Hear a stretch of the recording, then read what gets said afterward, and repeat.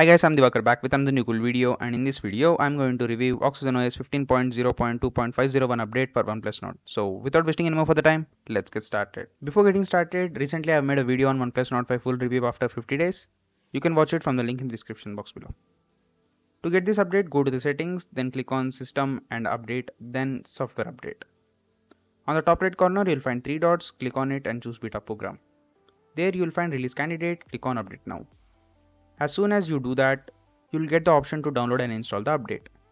From there, you can download and install the update on your phone. Once it's installed, click on Restart. Now take the back seat and wait for a few minutes for the device to reboot to the new version. Coming to what's new in this update. Firstly, we get to see August 1 security patch update. Then there is a mention on camera improvements, which are exactly the same as the last update. It says the camera performance is improved and a better camera stability while taking photos. But I didn't find any much of a difference. I was able to get the similar shots. There is no much of an improvement in photos is what I feel. I'll give detailed camera review in a separate video coming next week, so don't forget to subscribe to our channel and click that bell icon. Next up, there is a mention on improved system stability. I felt it smooth while using the smartphone, so no complaints on that. Then there is a mention of a bug fix where eye comfort mode was not working while playing HDR content. Now it's working as expected. Talking about the performance, I ran Geekbench 6 test after the update and scores were around 1900 in single core and 4900 in multi-core when ran on the high performance mode.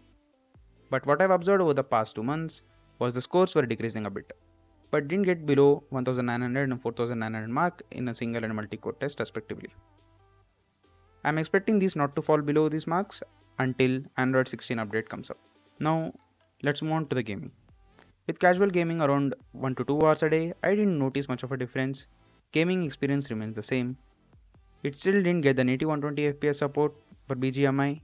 With frame booster enabled, I was able to get up to 144 FPS and had good gaming experience.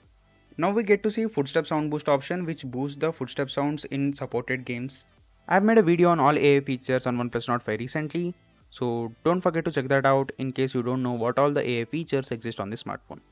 Coming to the battery compartment, phone gets charged 10 to 90 in an hour with a rapid charging turned on. I was able to get 8 to 10 hours of screen on time. I easily get a day with a normal usage and 1 hour of gaming in a single charge. So yeah, battery isn't affected with this update. Overall, it seems regular security patch update with a minor bug fix, which very less users complained. And you guys are good to go with this update.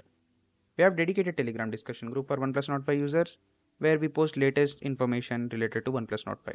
Don't forget to join from the link in the description box below. In case you are watching this video for the first time, you are at the right place for your new OnePlus Nord 5, where you'll get to see the latest OnePlus Nord 5 related videos like performance review, gaming review, feature reviews, latest update reviews, and whatnot on the smartphone for the next 5 years. So don't forget to subscribe for that. If you like this video, then don't forget to drop a like, share this video with your OnePlus friends and family, and I'll see you in the next one. Bye bye.